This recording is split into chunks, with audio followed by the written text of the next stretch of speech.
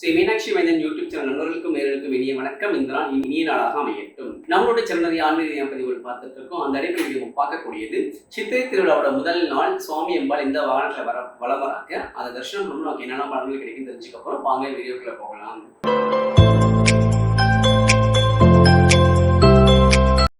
அஞ்சு முகம் தோன்றில் ஆறுமுகம் தோன்றும், வெஞ்சவன் நெஞ்சில் அஞ்சில் எனவே தோன்றும், நெஞ்சில் ஒருகால் நினைக்க இருகாலம் தோன்றும், முருகாசரணம் கங்காசனமின் ஓதுவோர் முன் திருச்சிற்றம்பலம் தில்லை என்பலம். சித்திரை திருவிழாவோட கொடியேற்றம் அப்படின்றது பார்த்தீங்கன்னா செவ்வாய்க்கிழமை 29ஆம் தேதி காலை 10:30 மணிலிருந்து 11 மணிக்குள்ள 10:59 கொடியேற்றம் நடக்குது. நாளை காலமான கொடியேறுது. கொடியேறும்போது காலையில சுவாமி நான் ஏற்கனவே சொன்ன மாதிரி சுவாமியும் பிரியாமடியும் தங்கச்சப்பரத்துல வீதி உலா வருவாங்க. அம்பாள் தனியாக தங்கச்சப்பரத்துல மீனாட்சி அம்மன் வீதி உலா வருவாங்க. இது காலையில தினந்தோறும் வரக்கூடிய வீதி உலா. தினந்தோறும் காலையில சுவாமி அம்பாளும் தங்கச்சப்பரங்கள மாசி வீதிகளை வலம் வருவாங்க. நாளைக்கு சாயங்காலம் 6:30 மணிக்கு சுவாமியும் பிரியாவடையும் கற்பக விருட்ச வாகனங்களையும் அம்பாள் மீனாட்சி சிம்ம வாகனங்களையும் வளம் வராங்க. இந்த கற்பக விருட்ச வாகனத்தோட தனிச்சிறப்பு என்ன அப்படின்னு கேட்டீங்கன்னா, கற்பக விருட்ச வாகனம் அப்படின்றது கேட்டதெல்லாம் தரக்கூடியது. இந்த கற்பக விருட்சம் எங்க இருந்து கிடைச்சது அப்படின்னு கேட்டீங்கன்னா, தேவர்களும் அசுரர்களும் பார்க்கடலை கடையும் போது பார்க்கடல் நிறைய பொருட்கள் அதாவது ஆழகால விஷயமும் அமுதமும் வர்றதுக்கு முன்னாடி நிறைய பொருட்கள் பார்க்கலந்து வந்தது. மகாலட்சுமி தாயார் வந்தாங்க, தன்வந்திரி பகவான் வந்தாரு, சந்திர பகவான் வந்தாங்க, உச்சிஸ்ரவசன் சொல்லிட்டு ஒரு குதிரை வந்தது, ஐராவதம் அப்படின்னு சொல்லிட்டு ஒரு யானை வந்தது. இவங்களோட சேர்த்துதான் இந்த கற்பக விருட்ச மரம் வந்தது.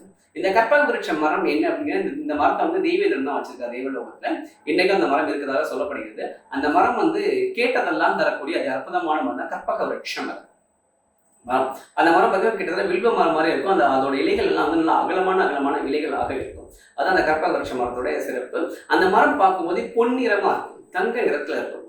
அதுதான் சுவாமி அம்பாள் வலம் வராங்க.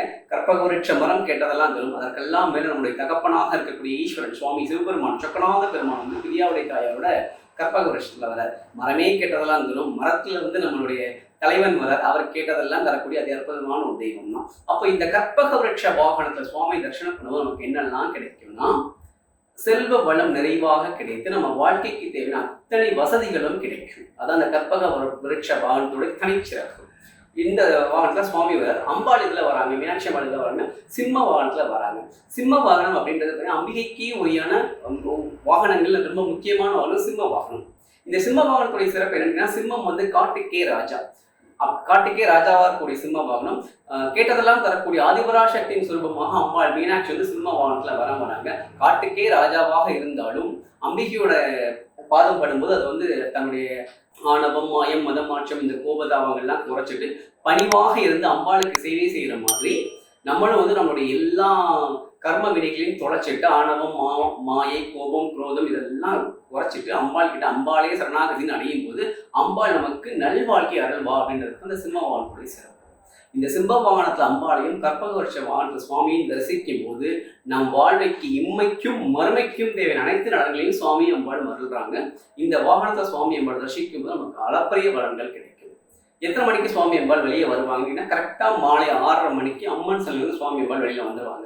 வெளியில அப்படியே நம்ம தேர்மொட்டி வழியா வெளியே அப்படியே மேலமாசி விளக்கு தூண் வழியா வெளியே தெற்கு மாசி வீதி, மேலமாசி வீதி, வடக்கு மாசி வீதி, மறுபடியும் அப்படியே தேர்மொட்டி வழியாக உள்ள போயிடுவாங்க. இதுதான் திருவிழா நடக்கக்கூடிய இடங்கள். இந்த வாகனங்களை சுவாமி அம்பாள் தரிசித்து நம்ம வாழ்க்கையில் எல்லா வளங்களும் நலங்களும் கிடைக்க பெறுவோமாக.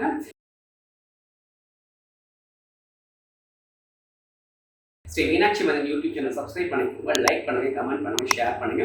மறக்காம பகுதியில் பெல் ஐகானை கிளிக் பண்ணிக்கோங்க. அப்பதான் நாங்கள் அடுத்தடுத்து கூடக்கூடிய வீடியோஸ் உங்களுக்கு வரும். வான்மிகள் வளாது பெய்க மலிவளம் சுரக்க மன்னன் போன்முறை அரசு செய்க குறைவிலாதவர்கள் வாழ்க. நான் மறை அரங்கள் உங்க நச்சவம் வேள்வி மலிவம் மேன்மைகள் செய்வினது விலங்கு உலகம் எல்லாம்.